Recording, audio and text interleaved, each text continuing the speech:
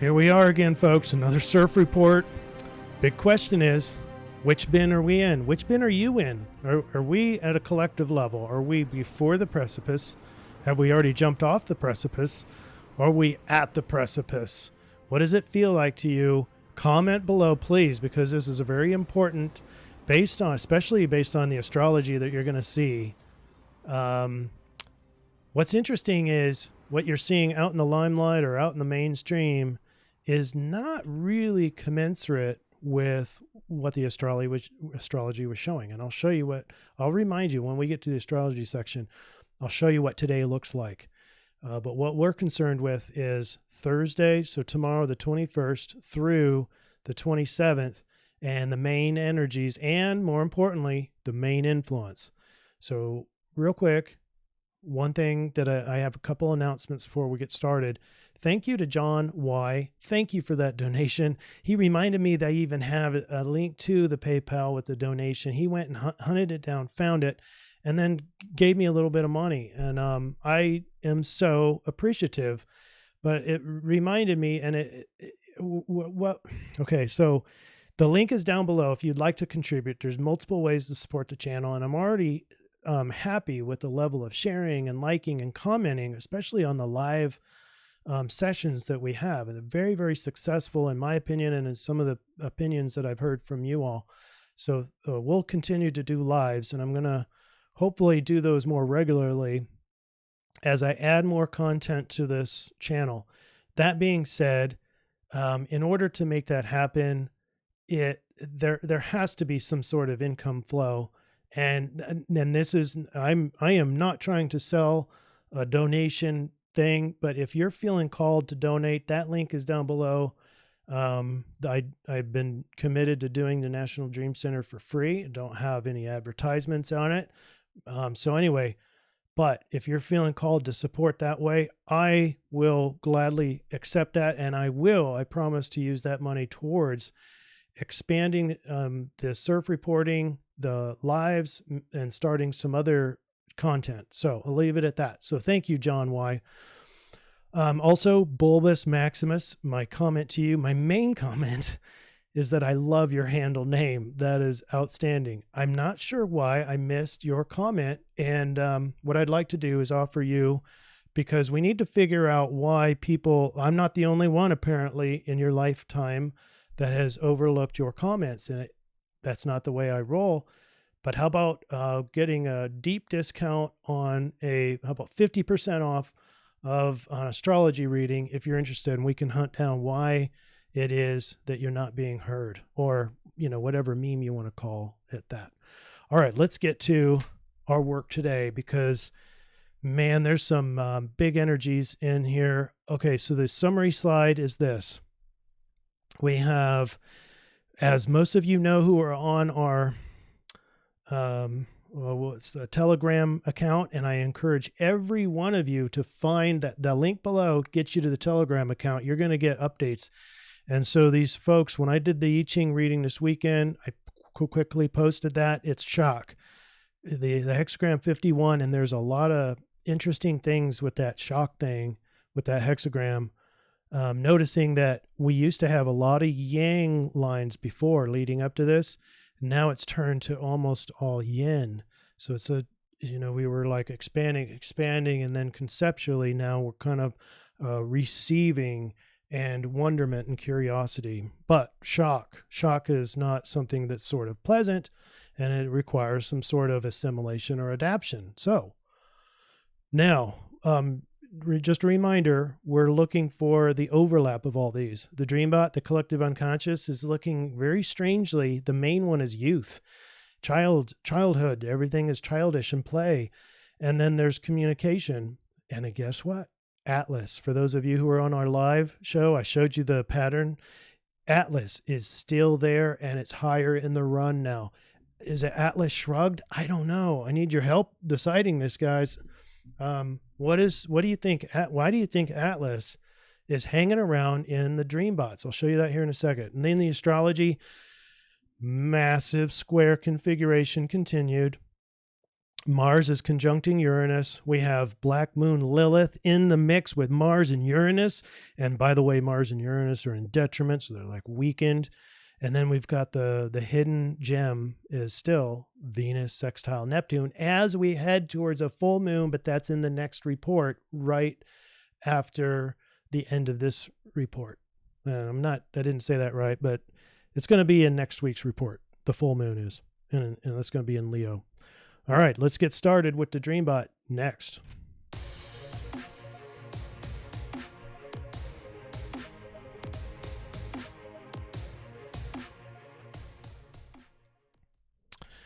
Okay, now consider this, that the collective dreamers are representative of the grand energies everywhere. And so it includes the programming, it includes the ideologies and social medias and everything. It includes organic, but also programmed archetypes, if you will. So let's look at what's been programmed lately in the mind. Isn't that strange that we're looking at words like, well, childhood, sunny, once, climbing, playing, school, fly, it's class, it's very youthful. That's why I called it youth. I called it childish, learning, school. That's the red.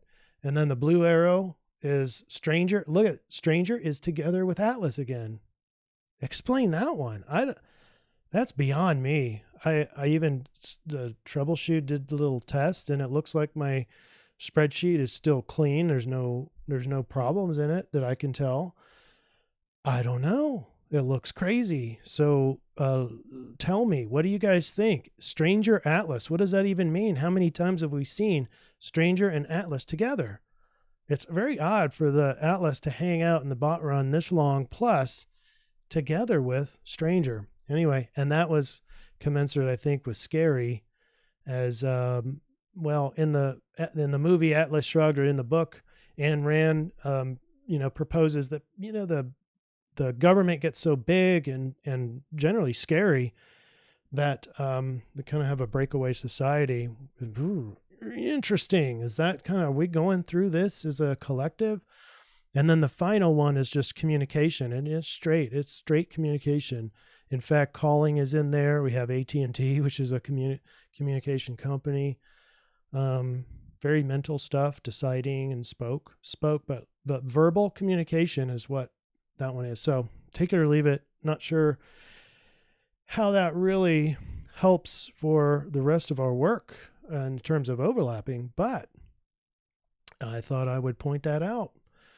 Let's get into the astrology. We have Mercury going retrograde in our next report, not this report. I thought I muted those things. Oh well, it's more Telegram stuff coming in.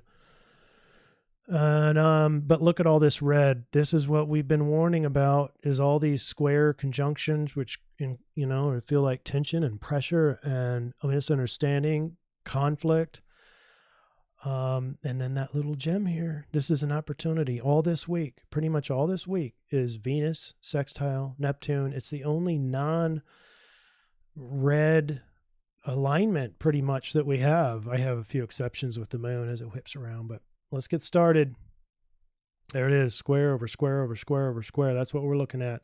Oh, first, I promised to show you remind you what today's supposed to look like, which is just huge, just massive square. And that doesn't even include Black Moon Lilith, which is in a conjunction with Uranus and Mars. Isn't that crazy? Well, anyway, that's supposed to be pressured. And are you seeing that today? Are you seeing that played out? I mean, there's more to it than that. We've got a detriment Sun, Saturn, and Jupiter, which we're going to talk about, are technically in a combust situation because they're in parallel with the Sun as well, and they're getting within 8 degrees.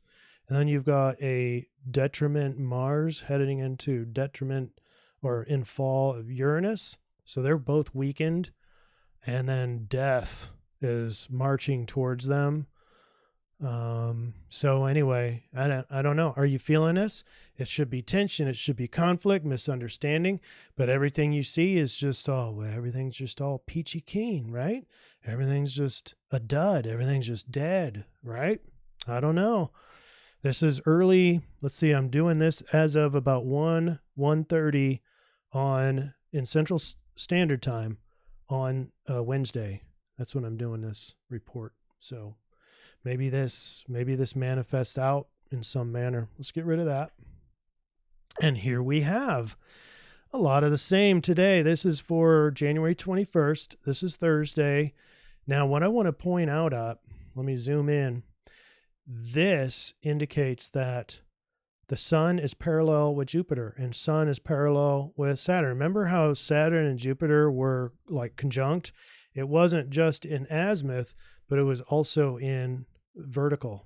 So that's the same thing with the sun. So what that means is they are going to get combust and cazimi. As I try to readjust my window. Hold on. There we go. So we have Saturn is like the security, control, restraint, responsibility, foundation, even the status quo. Some people would consider policing and government might be included in that depending on your view of astrology and the archetypes. But all that's weakened because it's within 8 degrees of the sun. And as it gets closer and closer, these things like security and control and restraint, hardship, all those get weakened.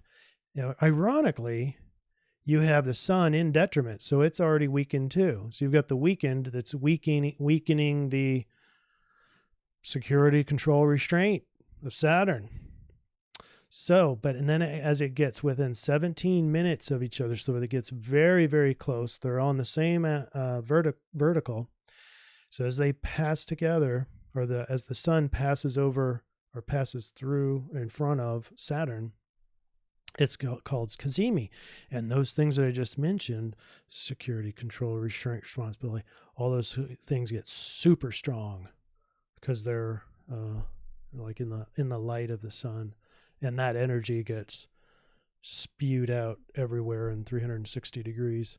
Then the same thing's happening with Jupiter, and that'll be a different form. Let's just talk about Saturn first. That's the strongest on our list, because as those two are getting closer, security, control, restraint are getting weaker and weaker. On the other side, you have Mars marching up close to Uranus. Black moon Lilith getting there. You have the moon is, passing there. I'm sorry, the other way around. Mars has already passed Uranus. Whew, glad I caught that. Then this rare green line that you'll see here this week is the moon giving a motion to that thing we talked about last week. This was almost the solution. And this is what I'm working with in expanding National Dream Center and the CIRF reports and the influence reports. And then we're going to add in hypnotherapy in there. Oh, I'm so excited, and even have a timeline. I've been doing this work as well with the Neptune sextile Venus. And Venus, remember, is in Capricorn. And this alignment is an opportunity. That's what a sextile is. An opportunity all this week for you to imagine, fantasize something that has to do with the way you look, how you engage with the world, how the world sees you. It's not so much identity, but it's like the physical beauty. But also peace and harmony is another big archetype of Venus, and then especially finance.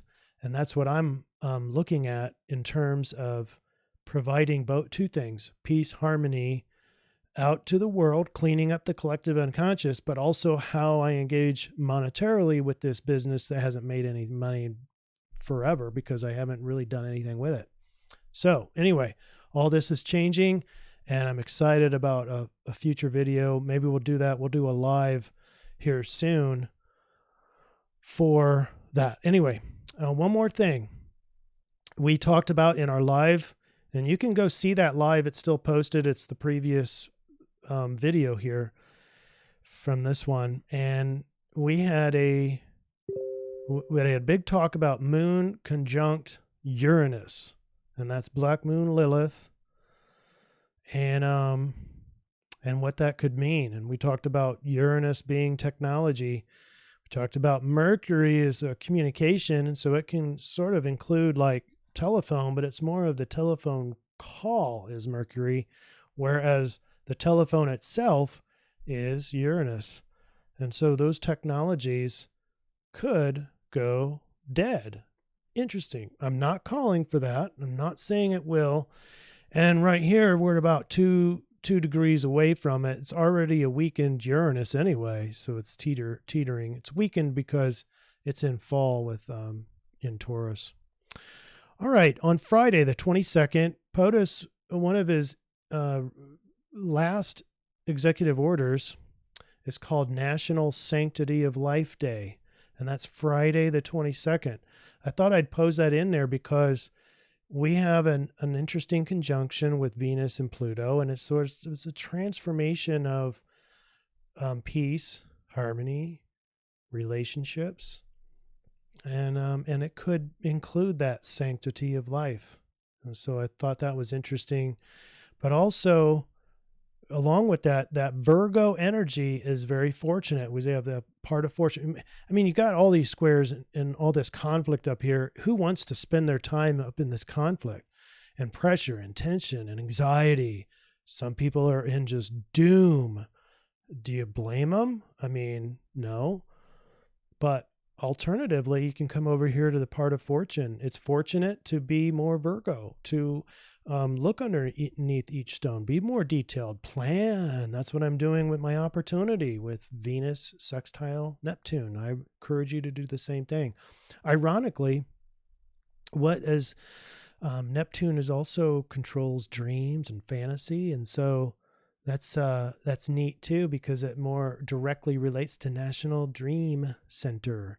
And so we're going to revolutionize the protocol that we're doing here. We're going to keep these CIRF reports, add more live shows, probably have some paid content as well, like hypnotherapy or guided meditation for very specific things.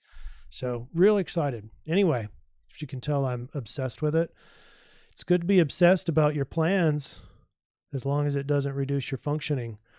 On Saturday, we have a triple trine with those weakened entities. Remember now, this is January 23rd, and the Sun and Saturn are within 1 degree now, so still outside of Cazimi, and but still within the combust. So weakened security, weakened policing, etc., etc. And you know what I'll do? Hold on, and I'm going to close out of that because it is not pleasant listening to these dings. All right. So we have an emotional thing. We have a triple emotion to these. Okay. So I think it's time. Well, no, we'll cover the Jupiter here in a second, but realize that Jupiter is in the combust. So it's weakened too. And we'll talk about what that means. But, all these things are weakened. All three of them that are together, Sun, Saturn, Jupiter, are all weakened. There's a lot of emotion to it, but that emotion can be rationalized. That's what's beneficial. And here, I know that probably sounds weird, but it's easier to reason. Maybe the emotions are a little bit more logical. They make a little bit more sense, hopefully. And then the moon's going to approach into the North Node. So your emotions will give you insight as to your future, your karmic path. Okay, so you can highlight that on, let's see, it's going to be probably Sunday, the 24th. As Black Moon Lilith has passed Uranus, and so there's a conjunct in there. When that's conjunct, those two are madly unexpected, untamed. You got the mad scientist of Uranus with the untamed fire lady, just carrying around fire. Some people think she's carrying around a sheath with, like a death tool. It's like Doctor of Death kind of a thing. So is that death to change? Oh, I hope not. Is that death to technology, which is the other Uranus aspect? So, and then later on 23rd, this is still Saturday, we're going to see Saturn inside of Cazimi. This is when it's the exact conjunction. And remember, this is Sun at the same vertical as Saturn as well. And so now Saturn goes bonkers. This is a very heightened state of everything that we talked about earlier. Security, government, policies, foundation, control, the shoulds, those things get just whoosh. It's like the collective should, but it could also be hardship. There's a lot of, there's also a sense of status quo in there. I don't know what a stronger status quo is, but maybe bigger influence, like maybe peer pressure is bigger, much bigger on that night. And that Cazimi goes from 1 p.m. Central to 4 a.m. on the 24th. Now is time, because the approaching energy is much stronger than the diverging energy. So from here on out, the Cazimi or the combust with Jupiter is a lot stronger now and prominent. And unfortunately, now you see Jupiter now just draining. So you've got, as Jupiter gets closer and closer to the sun, it's a weakening of positivity. It's a weakening of optimism, of hope, of luck. If that sensation of hope and fortune and synchronicity, all that stuff just starts winding down. Maybe it feels like you're falling off the precipice on the night of the 23rd. Maybe. Okay. Interestingly, as the control and security go higher, at the same time, your hope and positivity and optimism is going down. That sucks. And that goes into the morning of January 24th. Then we're back to combust with both the Sun in Saturn and the Sun in Jupiter. All right. We're 3 degrees away from each other, Black Moon Lilith and Uranus. And here we go exact. Like I said, 24th, the moon is over the North Node, so your emotions can instruct your future, your karmic path, your life mission, etc., etc. So tune into that. Don't get so enamored with this pressure and conflict, and then the weekend Aquarian change in status quo, like a rheostat of status quo, and then a rheostat of positivity. As that winds down, as it gets closer to the sun, just expect that a dimming of hope. 25th. God, it sounds so doom and gloom, and I don't like that, but I just got to report what the energies are like. On the 25th, all that's in the sky is squares, unless you want to go for the sextile, which I'm going to be doing. I'm a planner anyway. It's my sidereal solution is Capricorn. And by the way, if you want a reading to include both tropical and the sidereal solution, which I encourage you to do, come look me up on interzention.com, because that changed my life. I'm an Aquarian and Sun in Aquarius. But when you put that into the calculator, you get Capricorn as the sidereal solution. So I'm at my best when I'm planning and achieving. I feel the most satisfied with life, and I can easily burn myself out. So I encourage you to look at your solution as well. And then Tuesday, is this the rebirth of technology? Because you've got Black Moon Lilith is now outside of conjunction of Uranus. And Black Moon Lilith, interesting in Aries. What does that feel like?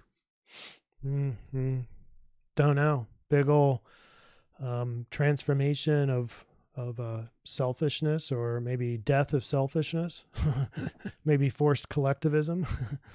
Who knows? Not much to speak else here. We've got one more degree. So at its weakest point, we're getting to Jupiter's almost weakest point. Let's see what. Wait, why did I say that? 7 to 8. Okay. So actually the 27th, so this is Wednesday the 27th, Jupiter is probably at close to it's 1 degree away. So we've got probably one more day and it's weaker. So 27th, optimism and hope and synchronicity and luck, it may probably feel the lowest point in a long time. Okay. And this is getting stronger, very strong. Venus and Pluto in Capricorn. So transforming the way that you have relationships, your transformation of relationships. And maybe you have a say in that. You're going to have to seek real deep in there and figure out, because Pluto is very deep. It's subconscious, and it's subconscious for a reason. But in there's a sense of power. So if you can tap into that, you can tap into how your transformation is going to go. But if not, you'll just have to wait and see how it manifests. I think it's great to be in there, working it out, and being a part of that transformation. And you can transform finance too. That's a great thing to do as well. Maybe on the broader scheme of things, the financial markets are transitioning. Maybe the money is changing hands. 27, maybe there's a change in money of some sort. So something to look for. And then, because this is so important, I wanted to include one more thing. Although this is technically in our next report, this is the full moon.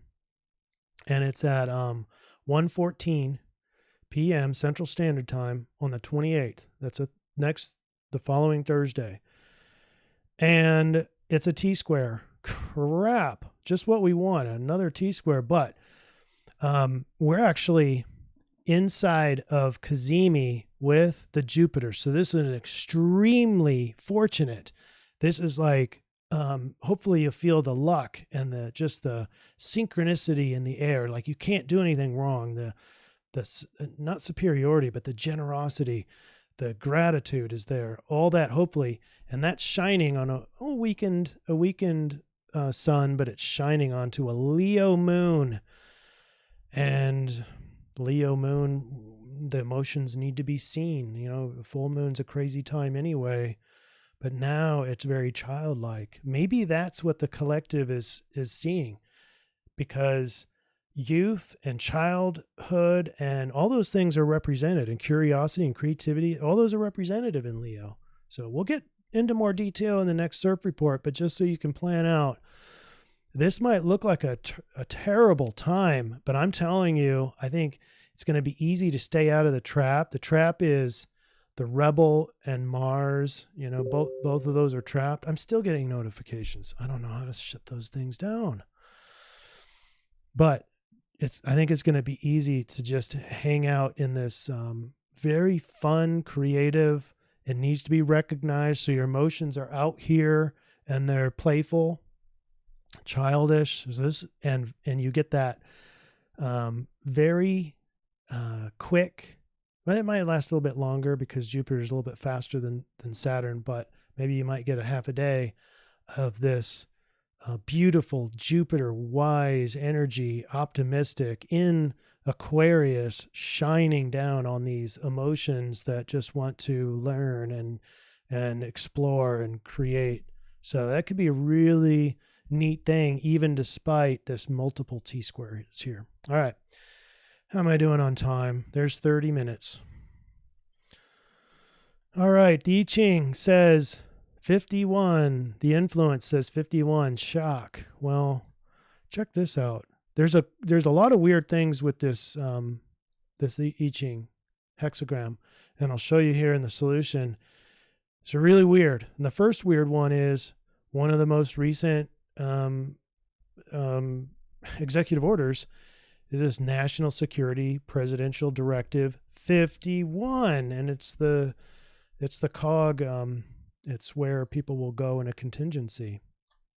Also, 51 might imply Area 51. There's some recent news there, but I don't want to move on. Shock is shock. I mean, you hear thunder. It's thunder over thunder. I mean, come on.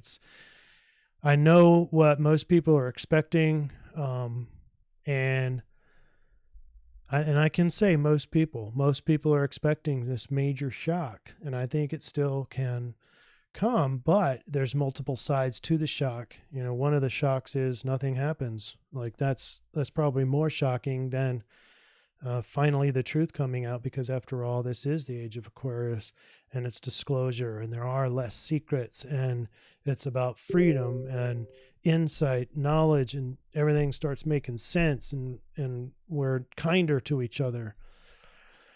But anyway, no matter which side you're on, don't be surprised if you feel some shock. Then there's line 1. The changing first line indicates a time when good fortune follows a sudden change that may have seemed unfortunate at first. Oh, okay, so things are unfolding right now. It seems like unfortunate, but it's a sudden change in all that. So, interesting. The shock of unexpected change can be paralyzing, easily scattering your concentration. Gee, isn't that for sure? I had a really busy morning, but it was still hard to concentrate because I was wondering what's going on in the world. And focus is needed. I'm just trying to get through this quickly. Line 4, a nimble mind evades onrushing fate like a matador twirls away from a charging bull. So a nimble mind. Maybe that's where the collective is, becoming nimble, childish, not childish as in they can't do anything, but curiosity. So anyway, all right, let's get to the solution. I'm getting long-winded already.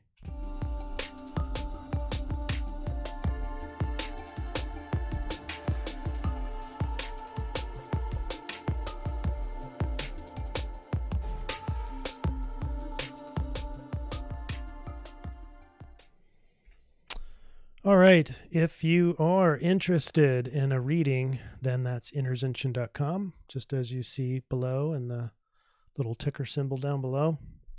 And here's the solution. So when you apply these change lines, was really weird. There's 3 change lines. They're already mostly yin. Anyway, it transitions to 15. That's weird. It reverses. And so I bet you this unexpected solution, because I was surprised when I saw humility, but I can see it happening. And either way you skin the cat, no matter what shock comes, if it's shock of nothing happening, shock of totally something unexpected happening, the solution is humility. Humility is rewarded in human affairs. It is the way of the universe to fill the empty cup and to empty the full cup, just as valleys are ultimately filled by the erosion of great mountains. It's upside down. The earth is over the mountain. So, I mean, obviously everything's sort of upside down. And how to navigate that, according to the I-Ching, according to this week's energy report, is humility. All right, let's put it into the calculator and see what we get. I picked on the 22nd. It was the Black Moon Lilith and Uranus. Black Moon Lilith and Uranus and Mars all together. And that's going to have to be shock. I'm guessing that's going to be the height of a shock. According to the astrology, I'm guessing would be near the 22nd. And I don't remember what time that was 12 o'clock noon, but it could be any time. But anyway, that is in hexagram 27 of the rave, and it's Aries in the sidereal. Let's talk about what that means. 27 is the gate of caring. Doesn't that seem weird? And it's not warring. It's not fighting. It's not taking your side. It's not defensiveness, although there are defenses in there. It's the gate of caring. Without nourishment and caring, nothing can survive. let's see, when the possibility of values and the expression of caring come together, we have a channel of preservation. So at a collective level, what we really want, what we really want is the human condition to grow, evolve, and yes, unite. Yes, we want that. We want peace. I mean, that is the Aquarian way, peace at a collective level. But you can't be a party that just wants unity, but then spewing hate. So that we know that doesn't work. All right. So the possibility of values and expression of caring come together. We have the channel of preservation and custodianship of the collective and the human progress. Those who preserve and protect, that's you and I, that's us, light workers, patriots, whatever you want to call it, doesn't matter. Why do we even need labels? Let's forget that. Let's just do what we can to care. Let's do what we can to preserve and protect and do it together. The gate of compassion, the power to care for the weak, the sick, and the young can be impressively altruistic in its manifestation. And I will not read the rest of it because it includes Mother Teresa. What's wrong with Mother Teresa? Oh, go do some research. All right, no, this is not the Mayor Lightfoot. This is somebody else with huge eyes, bulging eyes. It's eyes wide open this week. I know most of you are probably wanting to just cower away because you're not seeing what you expected to see. Still looking over here. I've got to label these cameras. This is getting ridiculous because they're both on. There's no telling which one is being used right now. All right. So eyes wide open. I know some of you want to just curl up into a ball, just go to sleep for 10 days, say, wake me up when all this is over. I understand, but the energies aren't going to let you. They're shocked there, and you kind of have that impression that there's going to be something unexpected. And so this is the influence, is looking, even though you don't want to. I know you guys, even though you don't want to, I'm sure you're looking for it. You're looking for the shock. Overall triangulation, we have hexagram 15 in the I-Ching. That's humility is rewarded. Okay, humble people are not prey. Remember that. It's not weak this week to be humble. Let the powerful be reduced to balance. Ooh, I love that statement. That's not me. That's coming from the readings. The Rave Mandala was the gate of 27, the gate of caring. Preserve and protect. Power to care for the weak. Who is the weak? Define the weak. And then we have the powerful Sidereal Aries, direct, transparent. He's a warrior, passionate, intense, confidence. So make all those overlap and let's get the overall triangulation. This week turns to predominantly yin as shock waves permeate outward. Not a week to try and control nor have many expectations. This is eyes wide open. This is not having preconceived notions. Humility won't make you weak. And I've got to figure out how to get rid of those things. Accept your vulnerability of having hope. If you're on the right side of the shock, do not shove it in the face of others. Rave demands us to express the value of caring. Notice the resistance of caring in the form of judgment, cynicism, indifference, etc. Use passion, intensity, and impulsiveness to care for the weak. And just a caveat here, just because they look weak doesn't mean they are weak. And just because they look strong doesn't mean that they're not weak. So you're going to have to define what weak looks like. Is it weak-minded? Is it weak-believed? Is it just weak logic? What is weak? And then obviously going to have to compare it to something. Compare it to your values. Use the Aries strength and power to lean into the source of the shock, whatever that might be, internal, external, instead of cowering away and living in fear. Do not live in fear. That's where the beauty of the Aries comes in. Aries has no fear. Aries does not cower. But Aries is needed to be strong so that you can afford to feel humble. and not feel like you're a prey. So humble and a warrior. That's an interesting combination, but it can be done. It needs to be done. And with that humble warriorness, go out caring for others and for humanity. And I think that's going to be the most successful energy or behaviors to maximize the energy this week. All right. I don't know if I have any more to say, but comments are welcome.